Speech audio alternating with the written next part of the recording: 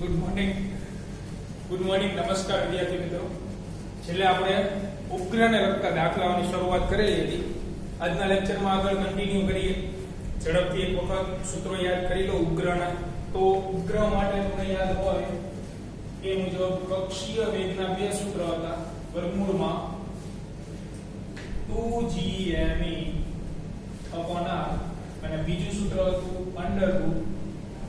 √2ge r. ત્યાર પછી આવર્તકાળનું સૂત્ર આપણે મેળવ્યું ઉપગ્રહ માટે t² = 4π² upon gm into r3. અહીંયા ધ્યાન આ જગ્યાએ રાખવાનું. આ દળ કોનું હોય તો ઉપગ્રહ જેની આજુબાજુ પરિભ્રમણ કરતો હોય એનું, અથવા તો સ્થિર પદાર્થનું દળ. અને ત્રીજું સૂત્ર હતું ઉપગ્રહની કુલ ઊર્જા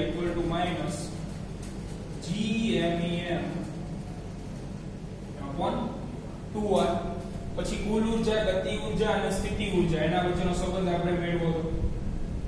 E = -k = u/2. આટલી ચર્ચાઓ આપણે ઉપગ્રહ માટે કરી લીધી. બરોબર છે? તો ટોટલ ચેપ્ટર ની અંદર આટલા સૂત્રો મહત્વના છે ઉપગ્રહ માટેના. અગાઉના સૂત્રો તો એ સૂત્રો તો તમને યાદ હોવા જરૂરી છે આગળના દાખલાઓ ગણવા માટે. બાકી ઉપગ્રહને લગતા કોઈ પણ દાખલા હોય, JEE કે NEET, આ સૂત્રો તમને યાદ હોય એટલે ખૂબ સરળતાથી તમે સોલ્વ કરી શકો. તો આજે આપણે આગળ વધીએ ઉપગ્રહને લગતા દાખલાઓમાં.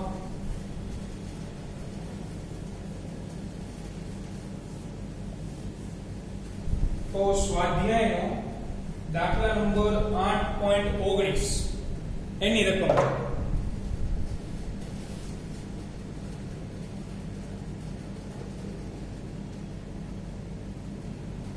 એની અંદર તમને આપેલું છે એ મુજબ કે પૃથ્વીની સપાટીથી 400 કિલોમીટર ઊંચાઈએ એક ઉપગ્રહ કક્ષામાં ભ્રમણ કરે છે. 400 કિલોમીટરની ઊંચાઈ આપેલી છે. h બરાબર 400 કિલોમીટર. જો આપણે એની આકૃતિ જોઈએ તો આ રીતે થાય. પૃથ્વી અને એની આજુબાજુ ઉપગ્રહની ભ્રમણ કક્ષા.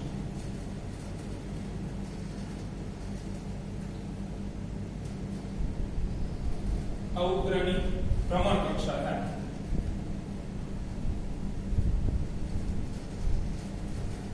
આ પૃથ્વીનું કેન્દ્ર કે જ્યાં આગળ આપણે દળ લખીએ પૃથ્વી, અહીંયા છે સ્મોલ m દળનો ઉપગ્રહ. તો આ જે રહ્યું આને કહેવાય ઊંચાઈ h, જે ત્યાંથી છે પૃથ્વીની સપાટી. અને આ જે ભાગ છે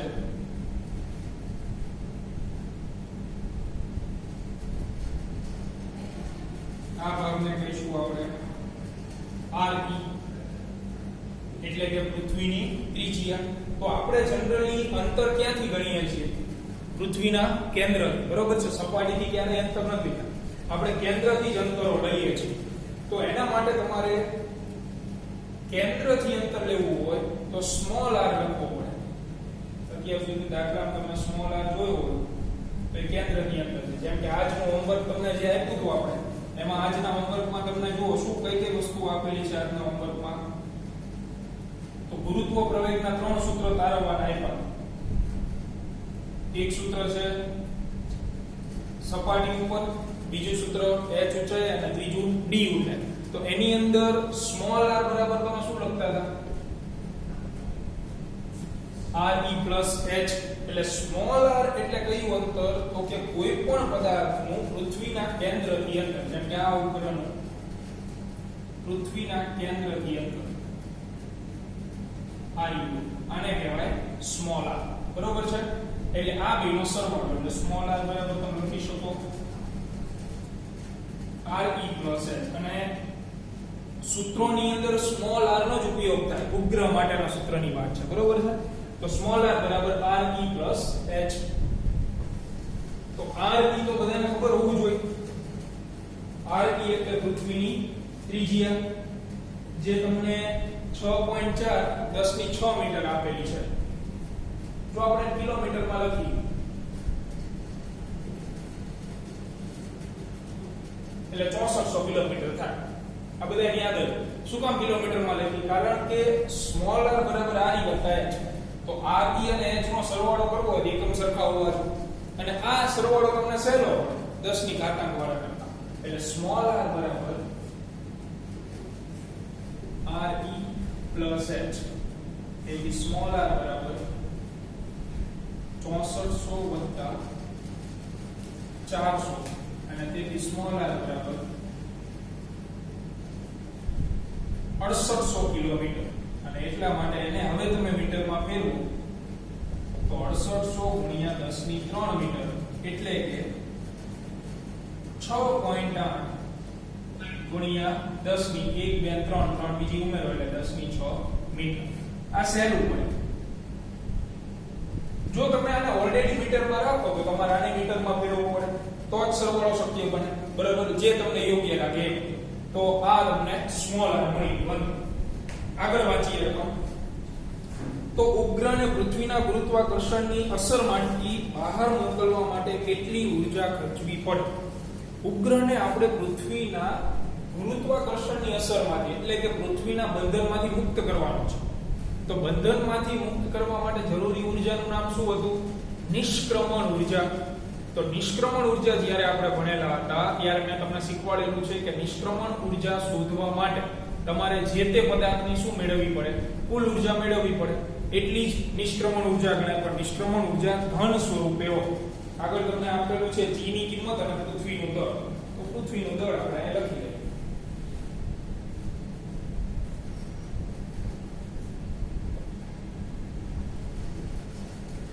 g ની કિંમત યાદ જ હોય તે આપેલી છે હવે મેળવવાનું શું છે આપણે તો કે ઉપગ્રહને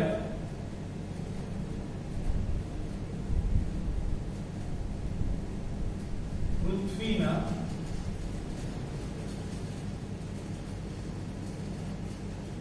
ગુરુત્વાકર્ષી ક્ષેત્રમાંથી મુક્ત કરવા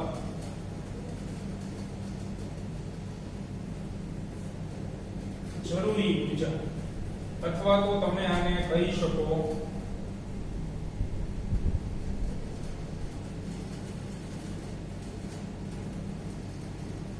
કે નિષ્ક્રમણ ઊર્જા એ આપણો મૂળ પ્રશ્ન છે એ મેળવવાનો છે તો નિષ્ક્રમણ ઊર્જાનું તો કોઈ પ્યોર સૂત્ર નથી પણ એટલી ખબર છે કે નિષ્ક્રમણ ઊર્જા મેળવવા માટે તમારે જે તે પદાર્થની કુલ ઊર્જા મેળવવી પડે કુલ ઊર્જા માઈનસ હોય જે ઋણ નિશાની પૃથ્વીનું બંધન સૂચવે તમે એટલી ને એટલી ઊર્જા તે પદાર્થને પ્લસ સ્વરૂપે આપી દો એટલે એ પદાર્થ જે છે તે પૃથ્વીના બંધનમાંથી હંમેશા માટે શું થઈ જાય મુક્ત થઈ જાય તો અહીંયા પહેલી વાત કે આપણે જાણીએ છીએ કે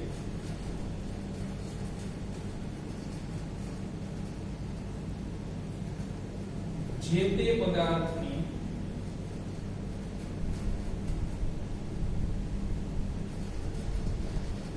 નિષ્ક્રમણ ઊર્જા મેળવવા માટે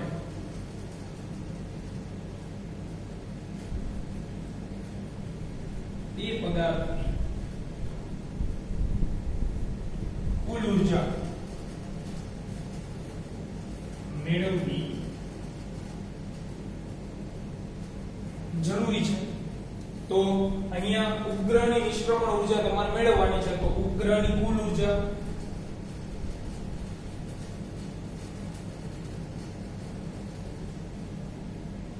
તો ઉપગ્રહની કુલ ઊર્જાનું સૂત્ર તમને યાદ હોવું જોઈએ -GMEM છેદમાં 2 into small r બધી કિંમતો આપણી પાસે છે g ની કિંમત છે m ની છે સ્મોલ m એટલે ઉપગ્રહનું દળ તો ઉપગ્રહનું દળ તમને રકમની અંદર આપેલું છે હા 200 કિલોગ્રામ એ પણ અહીં ડેટા લખી નાખીએ ઉપગ્રહનું દળ તમે આની અંદર કિંમત મૂકશો એટલે ઉપગ્રહની કુલ ઊર્જા મળશે માઈનસ નિશાની પૃથ્વીનું બંધન દર્શાવે એટલી જ ઊર્જા તમારે પ્લસ સ્વરૂપે આપી દેવાની એટલે ઉપગ્રહ જે છે એ પૃથ્વીના બંધનમાંથી શું થઈ જાય મુક્ત થઈ જશે હવે કિંમત મૂકીને આપણે આન્સર લાવવાનો છે ખાલી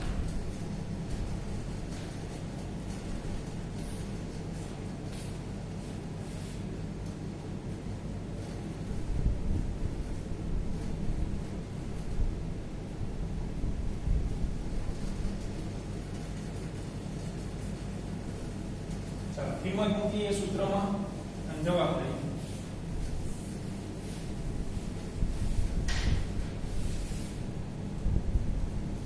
તેથી E બરાબર માઈનસ G એટલે 6.67 10 ની માઈનસ 11 ગુણ્યા Me 6 ગુણ્યા 10 ની 24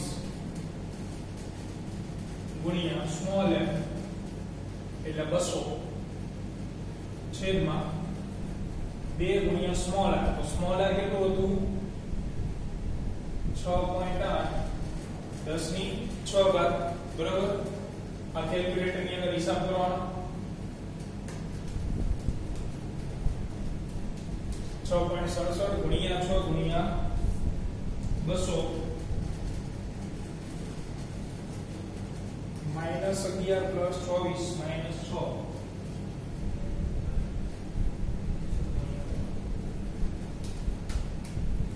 કેટલું મળે છે સોલ્યુશન 272 13.6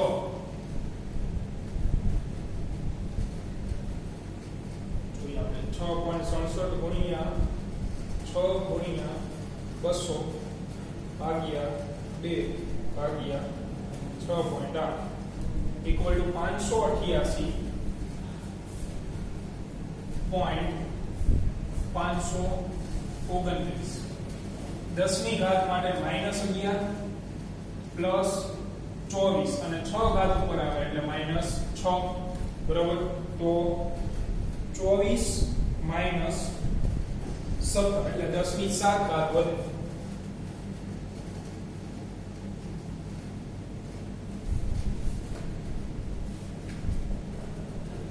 ઊર્જા છે એટલે એકમ આવશે જૂલ તો આ આપણને ઉપગ્રહની કુલ ઊર્જા મળે છે અને એની અંદર જે ઋણ નિશાની છે એ તમને શું દર્શાવશે બંધન દર્શાવશે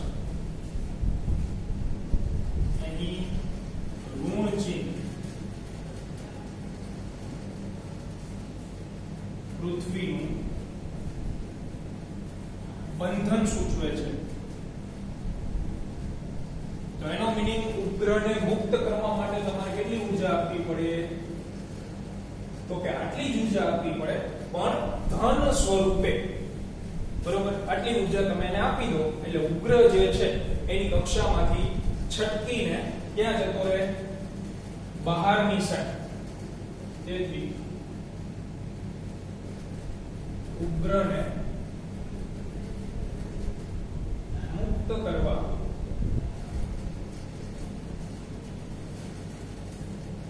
આપવી પડતી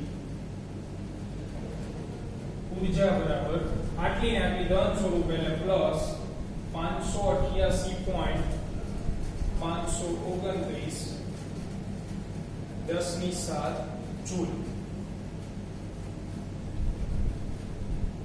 આટલી ઊર્જા તમારે એને ધન સ્વરૂપે આપવી પડે દાખલો અહીંયા પૂર્ણ થાય ચલો આના પછી બીજો દાખલો જે છે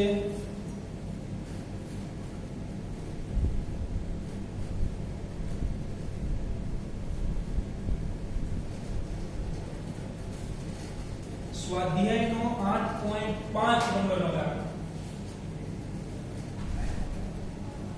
સ્વાધ્યાયનો 8.5 ચલો ઝડપથી એની રકમ જુઓ અને વિચારતા થાઓ દાખલો સિમ્પલ જ છે.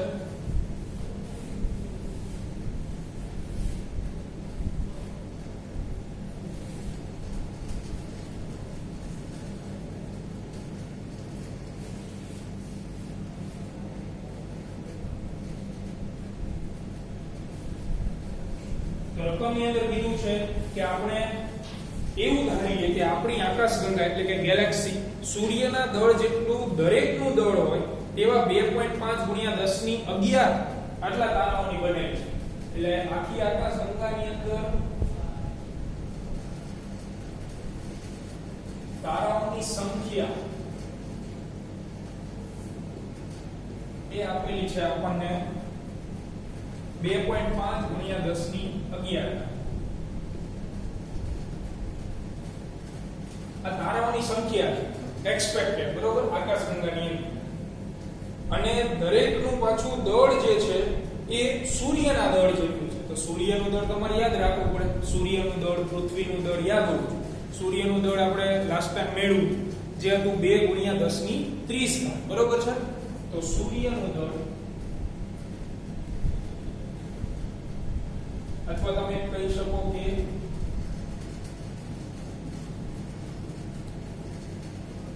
જે આકાશગંગામાં આટલા તારાઓ હાજર છે તે પૈકીના માત્ર એક તારાનું દળ જે છે 2 ગુણ્યા 10 ની 30 કિલોગ્રામ. તો આકાશગંગાના કેન્દ્રથી 50,000 લાઇટ યર એટલે કે પ્રકાશ વર્ષ દૂર રહેલો કોઈ એક તારો એક ભ્રમણ પૂર્ણ કરવા માટે કેટલો સમય લેશે? એટલે કે આવર્તકાળ તમારે મેળવવાનો છે. હવે જો પરિસ્થિતિ અહીંયા હું તમને દોરી દઉં છું. આકૃતિ માત્ર સમજણ માટે હોય છે. તમે કદાચ એક્ઝામ ની અંદર દોરો કે ન દોરો ચાલો, બરોબર. એટલે અહીંયા આપણે માત્ર સમજૂતી માટે આકૃતિ દોરીએ.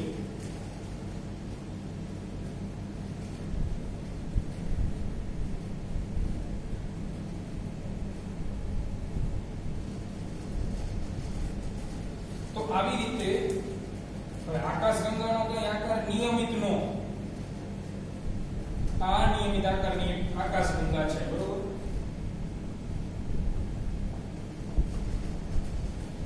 આની અંદર ઘણા બધા સ્ટાર્સ રહેલા છે જેની સંખ્યા મેં અહીં લખેલી છે. જો 2.5 ગુણ્યા 10 ની 11 એટલે કેટલા તારાઓ રહેલા છે? તો કે n તારાઓ રહેલા છે. હવે આ પૈકી એક તારો જે છે એ બધાય કરતા અલગ રહેલો છે. અને આ તારો જે છે એ આકાશગંગાની આસપાસ પરિભ્રમણ કરી રહ્યો છે.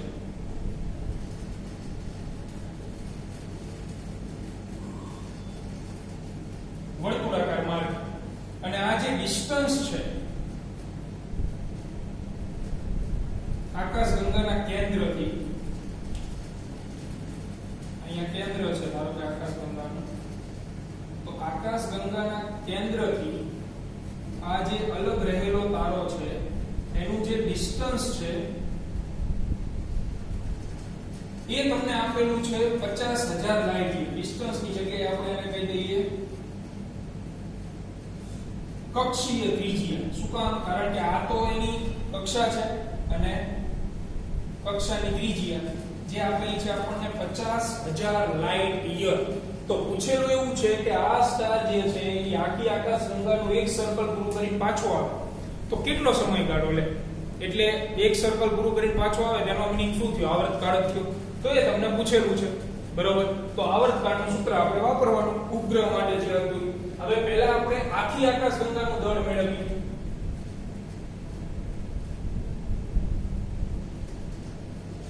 આખી આકાશગંગાનું કુલ દળ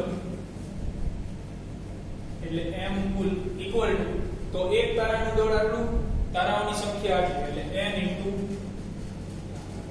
* m એટલે કે 2 ગુણ્યા 10 ની 30 અને 2.5 ગુણ્યા 10 ની 11 કરો ગુણાકાર. તો 2 ગુણ્યા 2.5 જે મળશે 5 અને 10 ની ઘાતાંક આધાર સરખો ઘાતાંકનો સરવાળો 41 કિલોગ્રામ. આ તમને આકાશગંગાનું કુલ દળ મળે. આની અંદર જેટલા તારાઓ છે એનું કુલ દળ. બરોબર. હવે તો કક્ષીય ત્રિજ્યા જે અલગ રહેલો તારો છે એની કક્ષીય ત્રિજ્યા એટલે કે સ્મોલ r. સ્મોલ r રકમમાં તમને આપેલો છે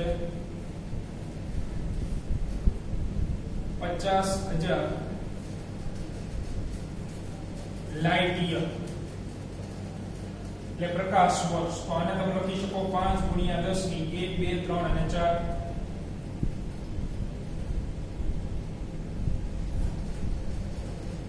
લાઇટ યર. તો આપણે એને ફરજિયાત મીટરમાં ફેરવવું પડે. તો 1 લાઇટ યર બરાબર યાદ કરો કેટલા હતા? ચેપ્ટર નંબર 2 માં આવી ગયું.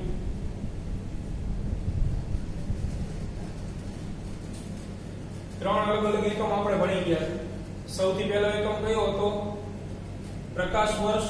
એ બીજો એકમ હતો અને એના પછી હતું પાર્સેક અને સૌથી પહેલું હતું એસ્ટ્રોનોમિકલ યુનિટ. 1 એસ્ટ્રોનોમિકલ યુનિટ બરાબર હતું 1.496 ગુણ્યા 10 ની 11 ઘાત. એક પ્રકાશ વર્ષ બરાબર હતું 9.46 ગુણ્યા 10 ની 15 ઘાત અને એક પાર્સેક બરાબર હતું 3.08 10 ની 16 ઘાત. તો 1 લાઇટ યર એટલે 9.47 10 ની 15 ઘાત મીટર. તો આ જે કિંમત છે એ ઇનપુટ એટલે મીટરમાં ફરી જશે. તેથી r બરાબર 5 ગુણ્યા 10 ની 4 ઘાત ગુણ્યા લાઇટ યર ની જગ્યાએ 9.46 ગુણ્યા 10 ની 15 ઘાત મીટર. ગુણાકાર કરો 5 ગુણ્યા 9.47 47.3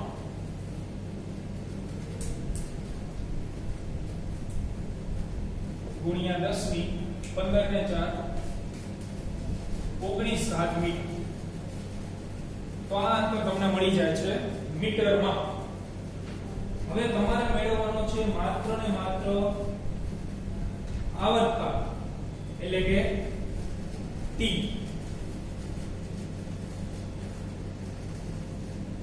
તો આવર્તકાળ મેળવવા માટે કેપ્લરના ત્રીજા નિયમ મુજબ t² = 4π² / gm. m કોનું લેવાનું? તો કોની ફરતે આંટા મારી રહ્યો છે આ સ્ટાર? આકાશગંગાની ફરતે. આકાશગંગાનું દળ કેટલું મળ્યું? તો આ એટલે અહીંયા આવે m કુલ. દરેક કિંમત આપણી પાસે છે. કિંમત મૂકો, જવાબ આવે. બરોબર. હવે અહીંથી આગળ તમારે ગણવાનો રહેશે.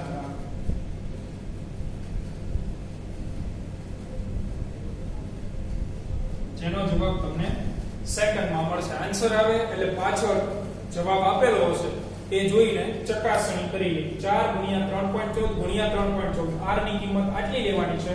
g ની કિંમત 6.67 10 ની -11 અને m કુલ 5 ગુણ્યા 10 ની 41. બરોબર. આમાં કિંમત મૂકો એટલે આન્સર આવી જશે. તો આ દાખલો પણ અહીંયા પૂર્ણ. ત્યાર પછી ઉદાહરણ નંબર 8.8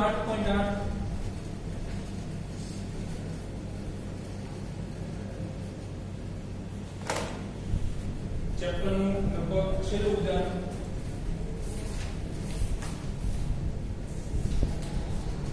છેલ્લું ઉદાહરણ 8.8 નંબરનો હિસાબ. તો એની રકમ જોજો.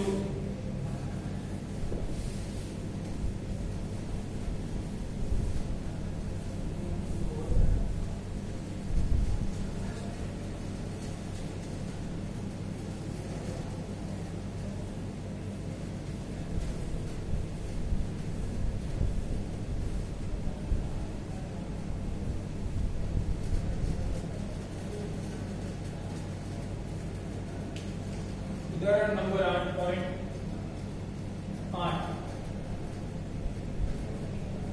જો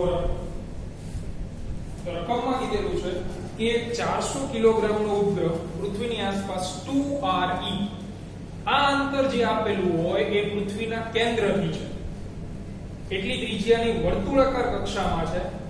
તેને બદલીને 4re ત્રિજ્યાની વર્તુળાકાર કક્ષામાં લઈ જવા માટે તેને કેટલી ઉર્જાની જરૂર પડે, એટલે કે કુલ ઉર્જા તમારે એને મેળવવી પડે અને ત્યારબાદ ગતિ ઉર્જા અને સ્થિતિ ઉર્જામાં શું ફેરફાર થાય એ મેળવવાનું છે. તો પહેલા આપણે આકૃતિ બનાવીએ. જો આ પૃથ્વી, એનું કેન્દ્ર જ્યાં આગળ દળ હોય ME, ત્યાંથી એક કક્ષાની અંદર ઉપગ્રહ જે છે એ ઓલરેડી પરિભ્રમણ કરી રહ્યું છે.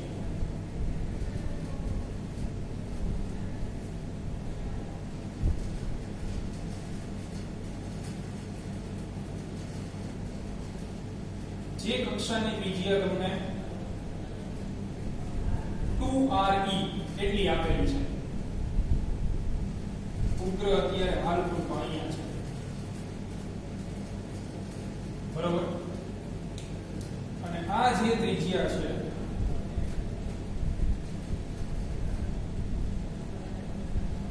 એને હું R1 કહી દઉં. તો R1 બરાબર 2RE આપેલું છે, એટલે કે પૃથ્વીની ત્રિજ્યા કરતા 2 ગણું.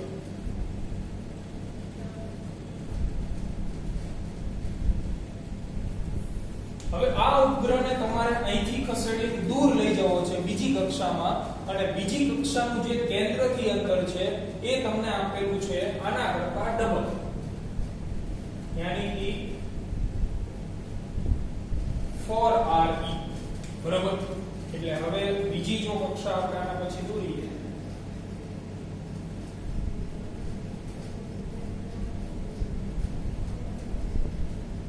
તો એ ડિસ્ટન્સ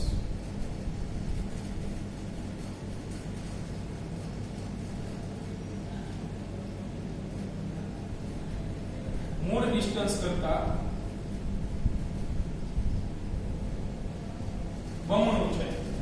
એટલે આ જે બીજી કક્ષા છે એનું અહીંયા કેન્દ્રથી અંતર આપેલું છે આપણને R2, અને R2 એટલે કે 4. એટલે આ ઉપગ્રહને તમારે અહીંયાથી મુક્ત કરવો છે, પહેલી કક્ષામાંથી મુક્ત કરવો છે, પણ પહેલી કક્ષામાંથી મુક્ત કરી અનંત અંતર એટલે કે સાવ મુક્ત નથી કરી દેતો, એને બીજી કક્ષામાં તમારે લઈ જવો છે, અહીંયાથી અહીંયા લઈ જવો છે, બરાબર. તો હવે એના માટે તમારે શું કરવું પડે?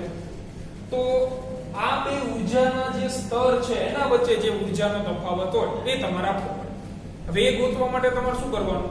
તો જ્યારે ઉપગ્રહ અહીંયા હોય ત્યારે એની કુલ ઊર્જા મેળવી લેવાની, ત્યાર પછી અહીંયા પહોંચે ત્યારે એની કુલ ઊર્જા મેળવી લેવાની, અને પછી બેયનો તફાવત લઈ લો એટલે કે બાદબાકી લઈ લો, તો એટલી ઊર્જાનો જથ્થો તમારે આપવો પડે. સિમ્પલ વસ્તુ એકદમ. દાખલા તરીકે તમને એક વ્યવહારિક ઉદાહરણ આપી સમજાવું તો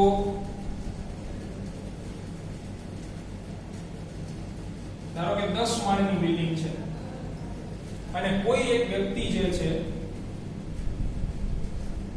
એ અત્યારે ત્રીજા માળ ઉપર વ્યક્તિ ઉભેલો છે, બરોબર. તો હવે એને 10મા માળે જવું,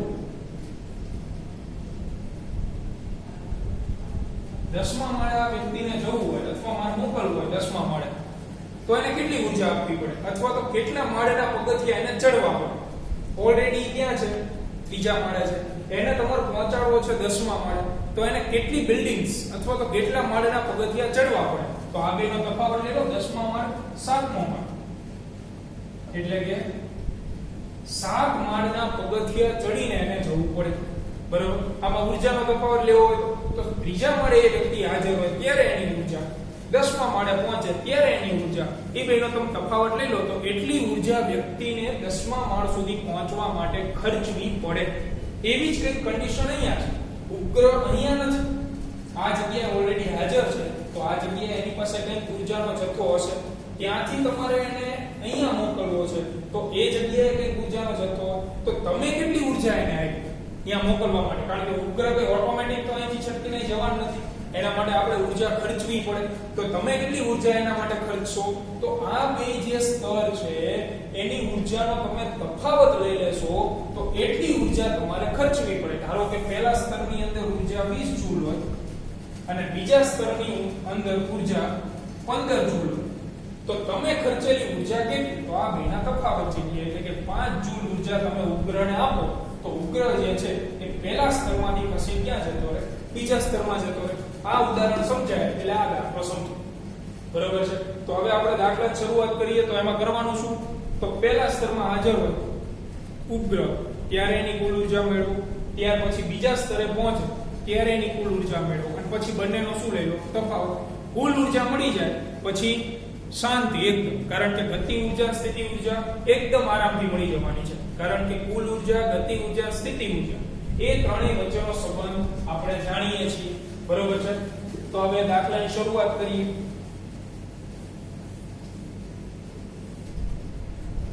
તો ઉપગ્રહ જ્યારે r1 ત્રિજ્યાની કક્ષામાં હોય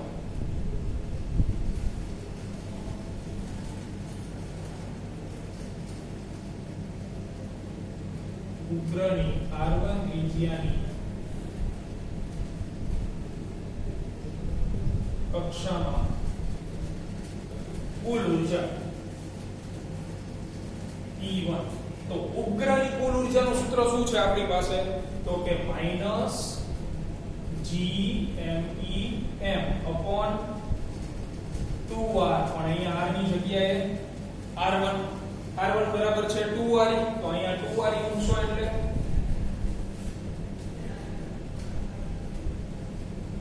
માઈનસ GMEM upon 2 કૌંસમાં 2r એટલે કે માઈનસ GMEM છેદમાં 2 દુ 4 RE. બરોબર. તો આ તમને પહેલા કક્ષામાં એની કુલ ઊર્જા આપણે કિંમત મૂકો ફટાફટ. E1 બરાબર, હવે જનરલી કિંમત યાદ હોવી જોઈએ, G ની જગ્યાએ 6.67 10 ની -11 ગુણ્યા સ્મોલ m તો ઉપગ્રહનું દળ અને કેપિટલ ME એટલે પૃથ્વીનું દળ. તો રકમની અંદર તમને આપેલું હશે પૃથ્વીનું દળ છે.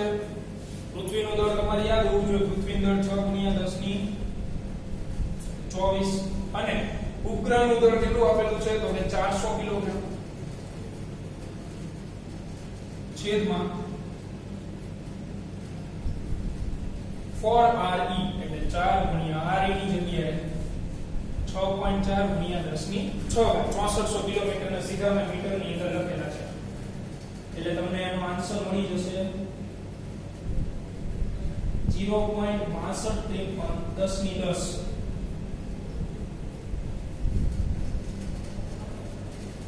E1 બરાબર માઈનસ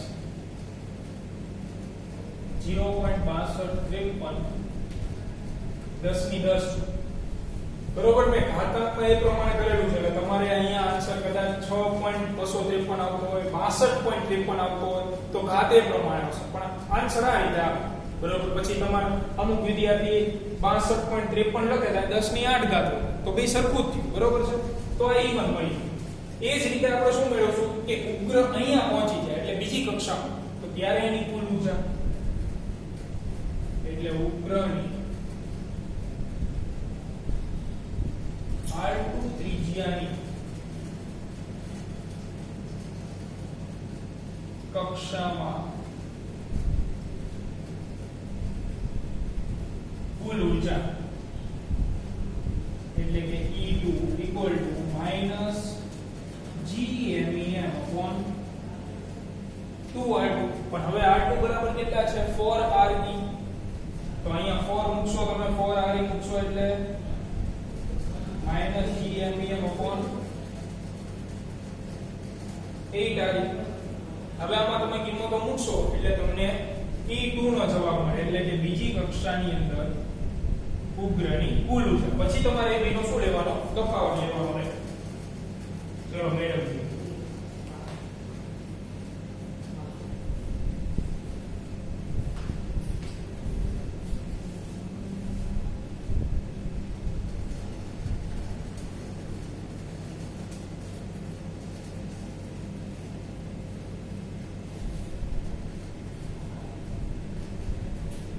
તો હવે એમાં કિંમત મૂકીએ આપણે.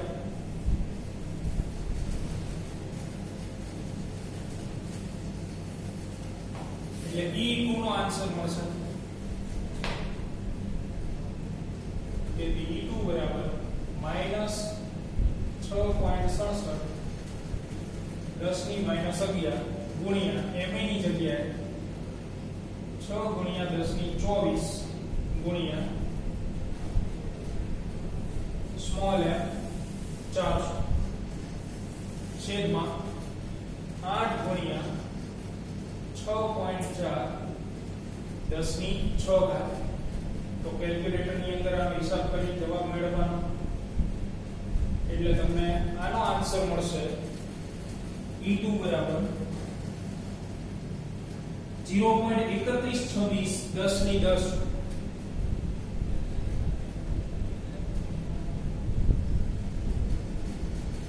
તો આપણે ઊર્જા કેટલી આપવી પડે આ બેના તફાવત જેટલી તેથી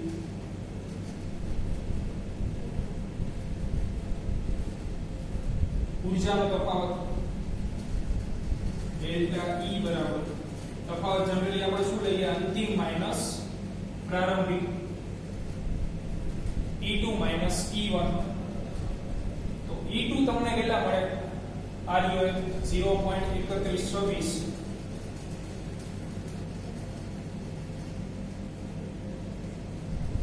10^10 આ માઈનસ અને E1 નું માઈનસ બે ભેગા થાય એટલે માઈનસ માઈનસ પ્લસ 0.6253 10^10 10^10 તમે કોમન કાઢો તો આ બે વધે એટલે અંદર વધશે 0.6253 માઈનસ 0.3126 10^10 તો આન્સર મળે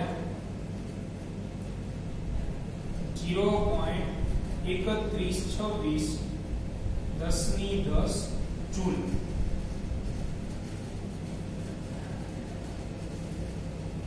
આટલો ઊર્જાનો જથ્થો તમારે આપવો પડે એટલા માટે અહીંયા માઈનસ નિશાની નથી એટલે કોઈ વિદ્યાર્થીને પ્રશ્ન ન થાય કે કુલ ઊર્જા શું કામ માઈનસ નો આવી ઉગ્ર તો બંધનમાં જ રહ્યો બંધનમાં જ રહે છે પણ આ ઉગ્રની ઊર્જા નથી આ આપણે ઉગ્રને આપેલી ઊર્જા છે ઉગ્રની ઊર્જા તો કઈ છે E1 ને E2 આ ઊર્જાનો જથ્થો કયો છે કે તમારે ઉગ્રને પહેલી કક્ષામાંથી બીજી કક્ષામાં મોકલવાનો હતો એના માટે તમે ખર્ચેલી ઊર્જા છે એટલે તમે ખર્ચેલી ઊર્જા માઈનસ નો આવે કઈ ઊર્જા માઈનસ આવે ઉગ્રની તો ઉગ્રની બે ઊર્જા ઋણ જ છે જો બીજી કક્ષામાં ઋણ જ છે પહેલી કક્ષામાં ઋણ જ છે એટલે બે કક્ષાની અંદર ઉગ્ર તો બંધનમાં જ ગણાય એટલે આટલી ઊર્જા તમારે ખર્ચવી પડે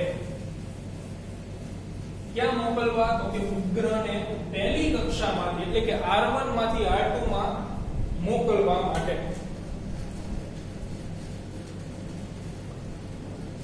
આટલી ઊર્જા ઉગ્રને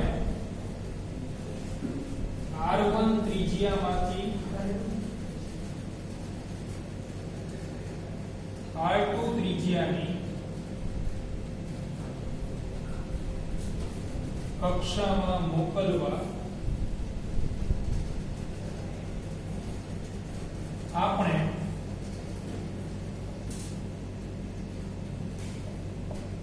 ખર્ચવી પડે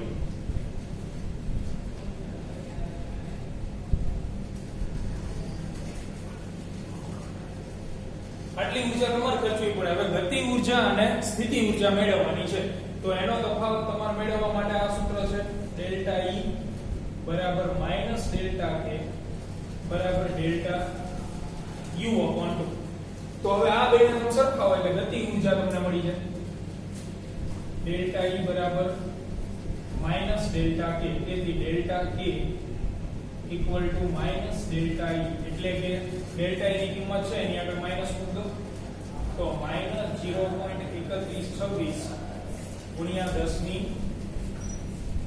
10^10 જૂલ એટલે કે અહીંયા ગતિ ઊર્જાની આગળ માઈનસ કેમ આવ્યું કે ગતિ ઊર્જાની અંદર ઉગ્ર જ્યારે R1 માંથી R2 માં જાય છે ત્યારે ઉગ્રની ગતિ ઊર્જામાં ઘટાડો થાય છે એટલે અહીં ઋણ નિશાની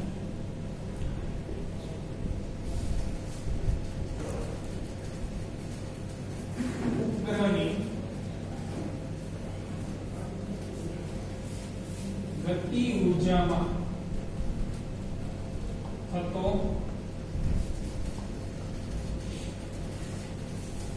ઘટાડો દર્શાવે છે ઉગ્રની ગતિ ઊર્જા શું થાય ઘટી જાય શું કામ ઘટે કારણ કે ઉગ્ર જે છે એ જ્યારે r1 ત્રિજ્યા વાળી કક્ષામાં હતો ત્યારે પૃથ્વીથી નજીક હતો બરોબર એટલે બળ વધારે લાગતું હતું પૃથ્વી વડે બળ વધારે લાગે તો એ સ્પીડ થી ફરે અને r2 ત્રિજ્યા વાળી કક્ષામાં ગયો એટલે પૃથ્વીથી દૂર જાય એટલે બળ ઘટે તો એની ઝડપ ઘટે અને ઝડપ ઘટે એટલે ગતિ ઊર્જા શું થાય ઘટે સ્થિતિ ઊર્જાનો ફેરફાર ગોતવા માટે હું આ બેને સરખાવીશ તો સ્થિતિ ઊર્જાનો ફેરફાર તમને મળી જશે કે ડેલ્ટા E બરાબર ડેલ્ટા U upon 2 એટલે કે ડેલ્ટા U બરાબર શું લખાય 2 into ડેલ્ટા E તેથી ડેલ્ટા U બરાબર 2 અને કૌંસની અંદર 0.3126 માઈનસ 10 ની 10 તો આનું ડબલ કરો 0.3126 ગુણ્યા 2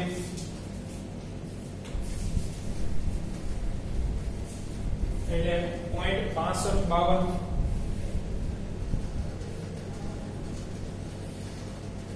10 ની 10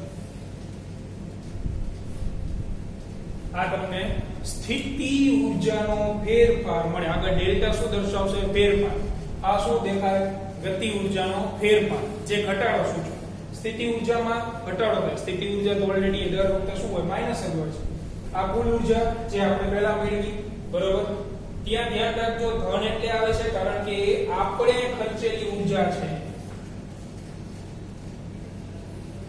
આપણે ખર્ચવી પડે એટલે ધન છે ગતિ ઊર્જાનો ફેરફાર એની અંદર માઈનસ આવે છે કારણ કે ગતિ ઊર્જામાં શું થાય છે ઘટાડો અને સ્થિતિ ઊર્જા તો સ્થિતિ ઊર્જા તમને ખૂબ સહેલાઈથી મળી બરોબર છે આ ત્રણે ત્રણ ઊર્જાના ફેરફારો મળે છે પ્રોપર ઊર્જા નથી મળતી એક કક્ષામાંથી બીજી કક્ષામાં તમે ઉપગ્રહને મોકલો તો ઊર્જાના શું મળે છે ફેરફાર બરોબર છે તો હજી બીજી બે ત્રણ વસ્તુઓ બાકી છે પણ સમયના અભાવે અહીંયા સુધી આપણે રાખીએ અને નેક્સ્ટ લેક્ચરની અંદર આ ચેપ્ટર આપણે કમ્પ્લીટ પૂરું કરશું અને ચેપ્ટર નંબર 9 ની શરૂઆત કરીશું